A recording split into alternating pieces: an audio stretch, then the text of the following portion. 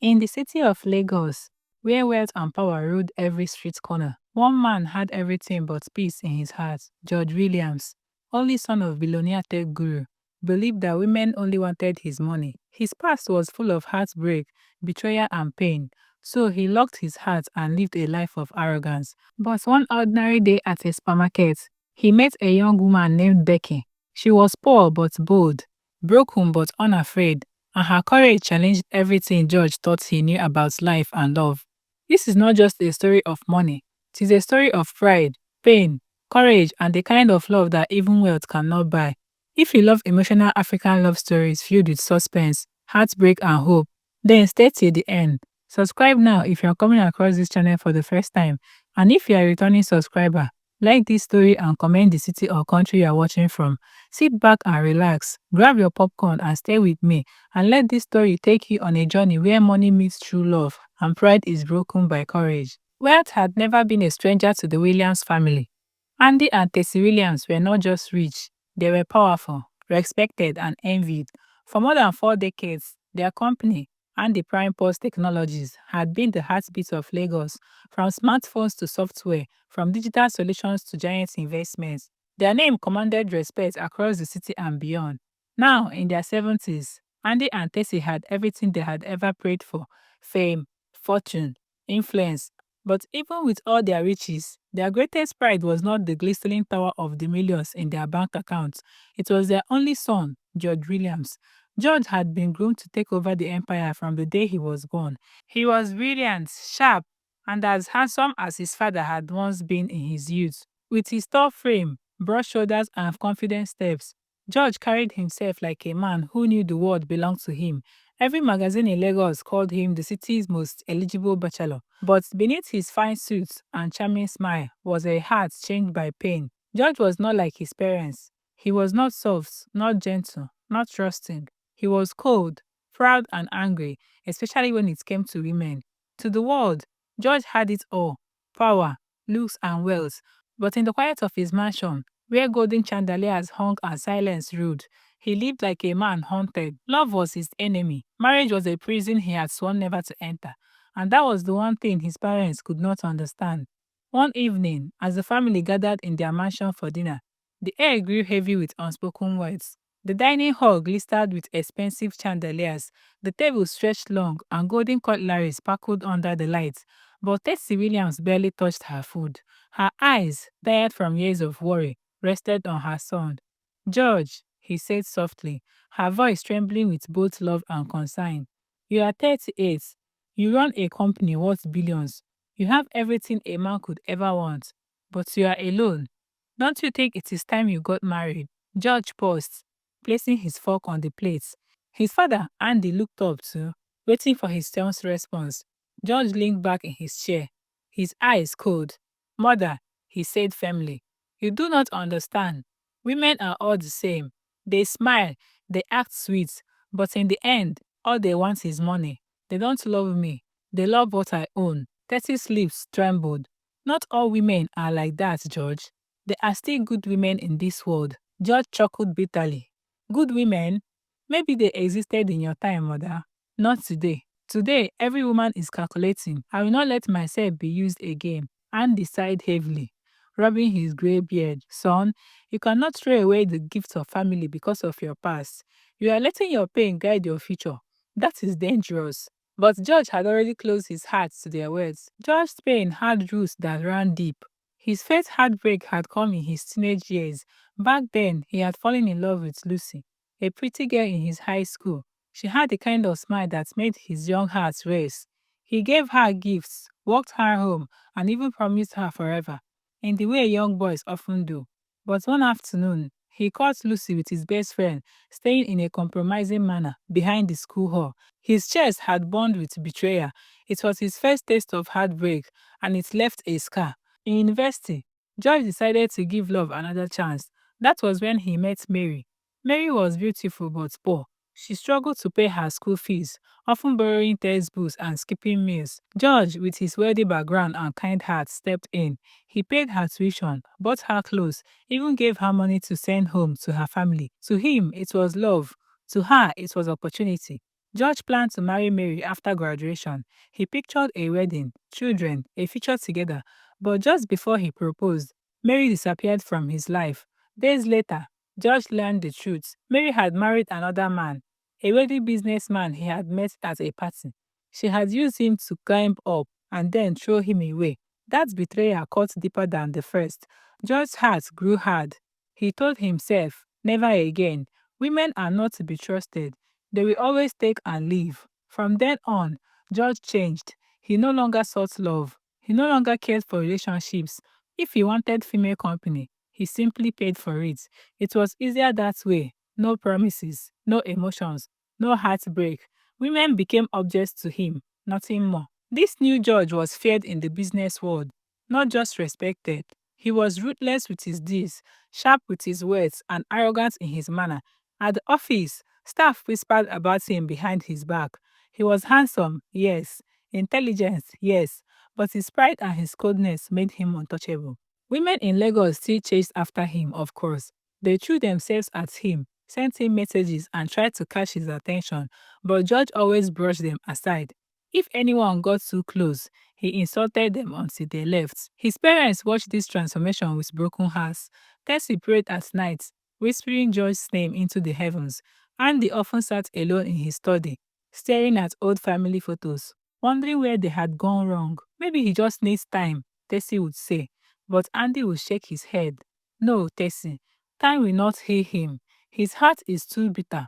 Only love can heal him. But it will take a woman strong enough to challenge his pride. George himself didn't believe such a woman existed. He thought no one could stand against his arrogance. No one could look into his eyes and refuse to bow to his words. He believed he had built a wall high enough to keep everyone out. And so, the house remained filled with wealth, but also with silence. George lived like a king surrounded by gold. Yet, he carried an emptiness no riches could fill. He rose each morning, dressed in fine suits, commanded his staff, and sealed powerful deals. But when night came and the city of Lagos grew quiet, he sat alone in his mansion with only his pride for the company. The days turned into weeks, the weeks turned into months, and still nothing changed. George Williams, the billionaire's son, lived his life in the shadow of his own past. It was late in the evening when George Williams left his office. The tall glass building of Andy Prime Post Technologies glowed under the city lights, reflecting the rush of Lagos traffic below. George adjusted the cuff of his navy blue suit as he stepped into his waiting car. His business partner, Daniel, followed closely behind. Long day, huh? Daniel said with a small laugh as they settled into the back seats. George nodded but said nothing. He rarely wasted words unless necessary. His mind was always on the next day's deal, the next contrast, the next numbers to multiply his fortune. Let's stop by the supermarket, George finally said. I need to pick up a few things. Minutes later, their convoy of cars pulled up in front of one of the largest supermarkets in Lagos. But the guards quickly stepped out, scanning the area before George made his entrance.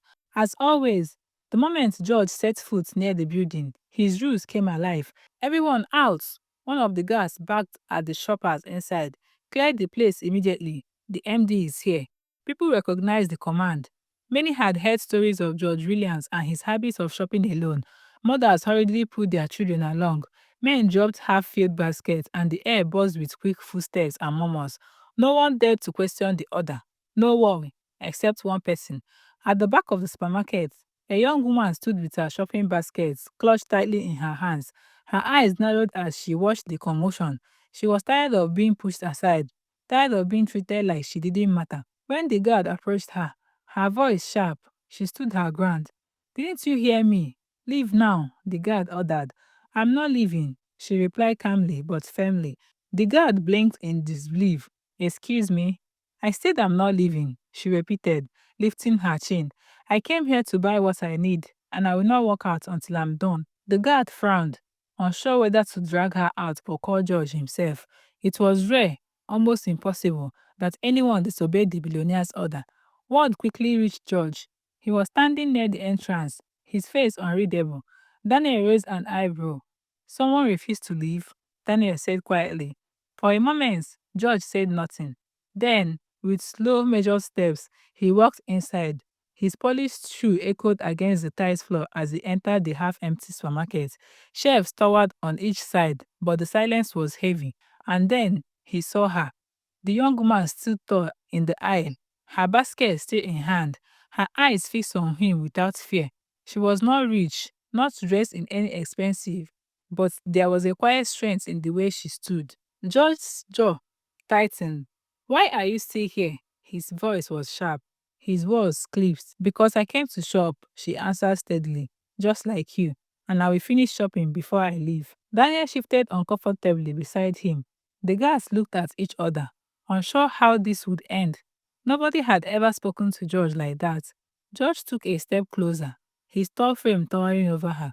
Do you know who I am? She didn't flinch. No, and I don't care to know who you are. We both need food. We both have rights. I will not leave. For the first time in a long while, George's composure cracked. His eyes darkened. His lips pressed into a thin link. People usually bowed, obeyed, begged, but this woman, she stood like a rock. The silence stretched. Even Daniel, who had known George for years, didn't dare to speak. Finally, George's fist clenched at his side. Without another word, he turned sharply on his heel and walked out. The guards, confused but loyal, followed. Daniel gave the young woman one last stunned look before hurrying after George. And just like that, the supermarket fell into silence again. The young woman slowly released the breath she had been holding. Her hands trembled slightly, but her face remained strong. She placed an item into her basket, lifted her head high, and continued walking down the aisle. She had no idea what her defiance had just caused. Back outside, George's car door slammed shut. His face was hard as stone. Daniel broke the silence. George, that was unexpected. No one has ever spoken to you like that before. George said nothing. His gaze was fixed on the window, his mind replaying the moments, the fire in her voice, the steadiness in her eyes. He hated the memory. Shall we head home? Daniel asked carefully. George gave a single nod. Home. The convoy pulled away from the supermarket and disappeared into the busy Lagos nights. Inside the store, the young woman carried her basket to the counter, paid for her items, and walked out into the cool evening air. Her steps were firm, but inside, her heart still beat fast. She whispered to herself, nobody has the right to treat me like I'm nothing, not even him. And with that, she vanished into the crowd, blending into the city streets like just another face in Lagos. Becky sat at the edge of her bed in the small one-room apartment she shared with her mother. The thin curtains swayed with the morning breeze, carrying in the sound of Lagos. Hawkers calling out their goods, temple buses honking, neighbors arguing about water. She adjusted the basket she had ironed the night before, making sure it was smooth. Today was important. Today, she had an interview at Andy Prime Post Technologies. Her heart raced as she packed her one leather handbag. She had dreamt of this chance for months. She was a graduate of computer engineering from the University of Lagos, one of the best in her class. Yet, for 2 years, she had been searching for a job. Each rejection letter felt like a knife, each unanswered application like a closed door. But this one had to work. Her mother, seated on a wooden stool by the window, watched her quietly. Becky, she said gently, you will do well. Just remember, God leads those who are humble. Becky smiled, though her stomach was tight with nerves. I'll try, Mama.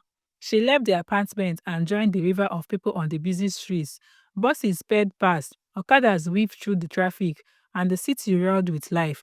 With every step, she whispered a silent prayer. Let this be the one, please. Let this be the one. At the towering glass building of Andy Primepost Technologies, Becky felt suddenly small.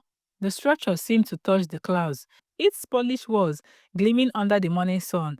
Men in suits and women in heels hurried in and out, carrying fries and speaking into phones. Becky swallowed hard and clutched her bag. She walked through the wide glass doors, her shoes clicking nervously against the floor. The receptionist directed her to the waiting area for interview candidates. She sat, surrounded by others, men and women dressed neatly, their faces full of quiet determination. Minutes stretched like hours. Becky tried to calm her nerves, repeating her answers in her head. She reminded herself of the projects she had done in school, the certificates she had earned. She had worked hard, harder than most. Finally, her name was called. Miss Rebecca Johnson. Her palms grew damp. She rose, smoothened her skirt once more, and followed the staff down a hallway lined with portraits of Andy and Tessie Williams. They smiled down from the frames like guardians of the empire they had built. At last, she was shown into an office, and then her breath caught. Behind the white desk sat the man she had seen before. The same man whose arrogance had made her blood boil in the supermarket. The one who had ordered everyone out as if they were nothing. The man who looked at her like she was beneath him. George Williams. Becky's heart stood dead. For a moment, she wished the ground would open and swallow her. George's eyes lifted from a file and looked on hers. His expression darkened instantly. You? He said, his voice low but sharp. Becky's throat went dry. She wanted to turn around and leave, but her legs refused to move. George leaned back in his chair, studying her like one studies an insect. You dared to show your face here after the scene you caused. Her lips parted, but no words came. Then slowly she forced herself to breathe. She remembered her mother's words, God lifts those who are humble. But humility didn't mean weakness. I came here for an interview, sir, Becky said quietly, but firmly. You may not like me, but I have a right to stand here. The room fell silent. George's jaw tightened. No one spoke to him that way. Not staff, not business partners, not even rivals. Yet here was this young woman, standing with her one bag and trembling hands, refusing to bow. He opened the file before him, her CV. He scanned it quickly, his eyes moving fast across the paper. Her results were excellent, top of her class, skilled in programming and system design. For a brief second, something flickered in his eyes, but his voice remained cold. Why would I waste my time interviewing you? Becky straightened her shoulders. Her voice wavered at first, then steadied. Because I'm capable, because I worked hard for this degree, and because my skills can help this company. The silence in the room thickened. George tapped a pen against the desk. His eyes narrowed as he watched her. Most candidates frowned, begged, or stuttered in fear. This one stood her ground. Finally, he asked, what makes you different from the others? Becky met his gaze. I don't give up, she said simply. Something passed between them in that moment, something sharp and unspoken. George closed the file with a snap. Sit. Becky sat. Her hands rested on her lap, hiding their trembling. The interview began. He asked questions, difficult ones, his tone sharp, his words precise. Becky answered each as best as she could, her mind racing, her heart pounding. She spoke of her projects, her problem-solving skills, her passion for technology. At times, his eyes softened slightly, almost as if he was impressed, but his expression quickly hardened again. When it was over, George leaned back. That will be all, he said flatly. Becky rose, her legs weak. She gave a small nod and turned towards the door. As she stepped out of the office, her heart sank. His coldness told her everything. She had no chance. That night, sitting on her bed, she told her friend Amaka what had happened. I don't think I will get it, Becky whispered. The man hates me. I saw it in his eyes. Amaka frowned. But you said you answered well.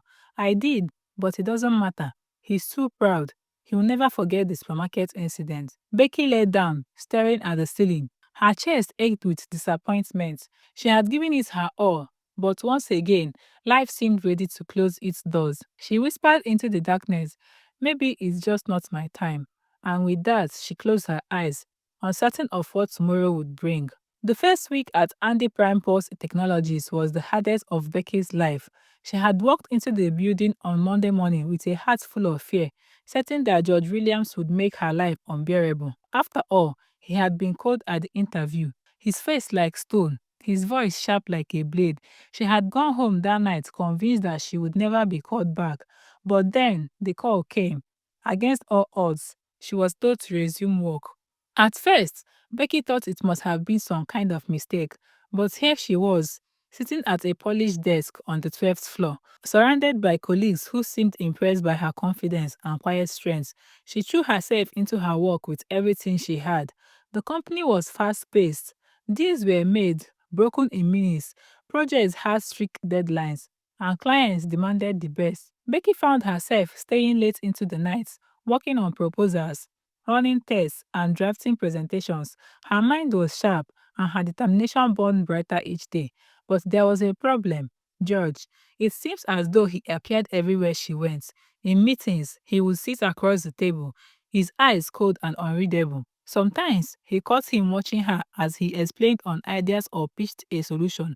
She wondered what was going on in his mind. Other times, he seemed determined to test her, asking difficult questions in front of others, as if waiting for her to fail. Becky hated the way her heart beat faster whenever he was near. She told herself it was fear of losing her job, fear of being humiliated again.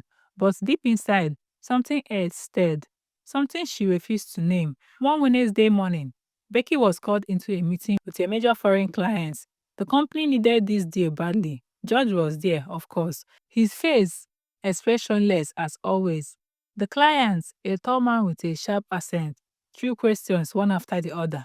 Becky answered with confidence, her hands steady, her voice calm. She explained the system's design, broke down the numbers, and even offered creative solutions to a problem the client had raised. At the end of the meeting, the client smiled. Impressive, he said. I'll be happy to sign with Andy Prime Post Technologies. The room erupted in quiet applause. Becky felt her chest swell with pride. But then he looked across the table. George was watching her, his eyes unreadable. For a moment, she thought she saw something different there, something softer, warmer, but just as quickly, it was gone, replaced by his usual mask of pride. That night, Becky couldn't sleep. She kept replaying the moment in her head. What had she seen in his eyes? Was it approval? Admiration? No, she shook her head. She couldn't allow herself to think like that. George Williams was cold, arrogant, and impossible. He didn't care about anyone, least of all her. But things began to change slowly, almost too slowly for Becky to notice at first. One evening, she stayed late at the office, finishing a report. When she finally walked out, she found George standing by the elevator. He looked at her briefly, then said, "You work too much." Becky blinked, surprised he had spoken to her at all. "I do what I have to do," she replied. To her shock, the corner of his mouth lifted slightly, almost like a smile. But then the elevator doors opened, and he stepped in without another word. On another day, during a staff lunch, a colleague spilled coffee on Becky's file. She panicked, worried it would ruin her presentation. But George, who had been watching silently, spoke in his firm tone. "Reprint it. She will still present." His words carried weight, and no one questioned him. It was as if he had shielded her, just for a moment. Becky's confusion grew. Why was he acting this way?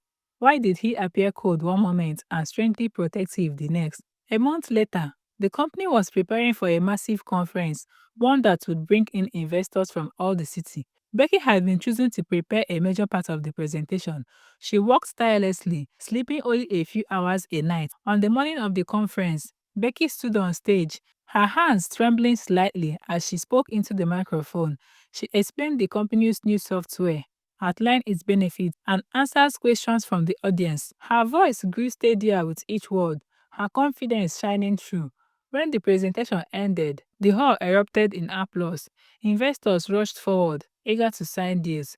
George, standing at the back of the hall, watched her with an expression no one else noticed. His chest tightened with something he had not felt in years. Pride, real pride, not in himself but in someone else. That evening, after the conference, Becky returned to her desk to pack her things. She was exhausted but happy. As she reached for her bag, she heard footsteps behind her. She turned. It was George. For a moment, silence hung between them. His eyes were dark, searching hers in a way that made her heartbeat quicken. "You did well today," he said finally, his voice low. Becky froze. Praise from George Williams was rare, almost unheard of. "Thank you, sir," she whispered, unsure what else to say. His gaze lingered a second longer. Then he turned and walked away, leaving her heart racing and her mind in turmoil. That night, Becky sat on her bed, staring at the ceiling. She could still hear his voice, still see the way he had looked at her. Something was happening, something she didn't understand. And as much as she tried to push it away, she knew deep down her life at Anti-Prime Pulse Technologies would never be the same again. The months rolled by, and Becky's place at Andy Prime Post Technologies grew stronger. She was no longer the new girl people doubted. She had become one of the company's brightest stars. She sealed deals, designed new systems, and earned the respect of her colleagues. But with every passing day, the unspoken tension between her and George grew thicker. At first, Becky tried to ignore it. She reminded herself that George Williams was arrogant, a man who cared for nothing but his pride and money. Yet, something inside her shifted whenever she caught his eyes lingering on her or when he showed up quietly in the background of her work. George, too, was confused. For years, he had shut his heart to love, convinced that women only wanted his wealth. But Becky was different. She didn't flatter him, didn't beg for his attention, didn't even seem impressed by his riches. She stood tall in her simplicity and holding her ground against him when she had to. And without realizing it, George began to change. One evening, Becky was working late again. She was bent over her laptop, her eyes heavy with sleep. Suddenly, the office lights flickered off. Power cuts, she muttered, rubbing her temples. Then she heard footsteps. She turned, and there was George, standing by the window. The city lights glowed behind him, casting his tall frame. You will kill yourself if you keep walking like this, he said. Becky's heart skipped. I have deadlines, sir, she replied softly. He walked closer, his eyes fixed on her. You always have deadlines. Don't you ever rest? Something in his voice was different, softer, almost concerned. Becky shifted in her seat, uneasy. Rest doesn't pay bills. For the first time, George smiled. A small rare smile. You sound like me, he said. The words hung in the air. For a long moment, they just stared at each other, the tension between them thick enough to touch. Becky felt her chest tighten and quickly packed her things. Good night, sir, she whispered before rushing out. George remained by the window long after she left, staring at the city lights, fighting a battle within himself. The change became clearer in the weeks that followed. George began to notice little things about Becky. The way she frowned when she was concentrating, the way she laughs with her colleagues, the way her voice calmed tense meetings. One afternoon, during a heated negotiation with a stubborn client, George lost his temper. His voice rose, sharp and cutting. The room grew tense, but then Becky spoke, her tone calm, her words thoughtful. She explained things in a way that melted the client's anger and sealed the deal. George watched in silence, stunned. She had succeeded where he had failed. After the meeting, he called her into his office. Becky stood stiffly, expecting criticism. Instead, George leaned back in his chair and said, You saved the deal. Her eyes widened slightly. I only did my job, sir. No, he said quietly, his gaze steady. You did more than that. You did what I couldn't. For a moment, Becky didn't know what to say. She simply nodded and left the office, her heart beating strangely fast. Rumors began to spread in the company. Colleagues whispered about the unusual closeness between George and Becky. Some said George had finally found someone who challenged him. Others doubted it, convinced he was too cold for love. Becky tried to ignore the whispers, but deep inside, she knew something had shifted them. It was Tessie Williams' birthday. Andy and Tessie had decided to host a small celebration at their mansion and invited a few close staff members. To Becky's shock, her name was on the list. She wore her best dress, a simple blue gown that hung her figure modestly. When she entered the mansion, her eyes widened at its beauty. Marble floors, sparkling chandeliers, walls lined with priceless arts. George's parents welcomed her warmly. Tessie held her hands and said, So you're the Becky I keep hearing about. Becky blushed. Yes, ma'am. George appeared soon after, dressed in a sharp black suit. His eyes lingered on Becky longer than they should have. Throughout the evening, Becky found herself laughing, talking with George's parents, and even joining a small dance. For the first time, she saw George in a different light, as a son, not just a boss. He laughed softly at his mother's jokes, listened quietly to his father's advice. He seemed human. Later that night, as the guests began to leave, Becky stepped out into the garden for some air. The night was cool, the flowers fragrant under the moonlight. She didn't hear George until he spoke behind her. You fit in here, he said. She turned, startled. What do you mean? My parents like you, he said, his eyes locked on hers. Too much, perhaps. Becky smiled nervously. They are kind people. He stepped closer, his voice lower now. They are right about you, Becky. You are not like the others. Her heart stuttered. Sir, don't call me that, he cut in, his tone almost pleading. Not now. The garden fell silence. George's eyes searched hers, and Becky felt her defenses breaking. For years, he had shut himself away, drowning in arrogance and bitterness. But here, under the moonlight, with Becky before him, the walls crumbled. Slowly, George reached for her hand. His touch was hesitant, almost fearful. You have changed me, he whispered, and I don't know how to fight it. Becky's breath caught. She wanted to pull away, to remind herself of his place, his arrogance, but she couldn't. She had seen another side of him, a man capable of kindness, of growth, of love. She looked into his eyes and said softly, maybe you don't have to fight it. And in that moment, everything broke. George pulled her close, and for the first time in years, her lips met another's, not in lust, not in pride, but in something real. Weeks later, the news spread like wildfire. George Williams was engaged. The city buzzed with excitement. Some were shocked, others curious. But those who knew George saw a change in him. His arrogance had softened. His heart had opened. When he and Becky stood together on their wedding day, Andy and Tessie Williams wept with joy. Their son, once broken and bitter, had found love. A year later, the sound of a baby's cry filled the mansion. Becky cradled their child in her arms, while George stood beside her, his eyes filled with a happiness he once thought impossible. For the first time in his life, George Williams knew what it meant to be truly rich, not in money, but in love. And in that fullness, the family lives on, not just happily, but whole. If you like this story, please drop a comment, like the video, and if you haven't subscribed, please subscribe and become part of this great family. Thank you for watching.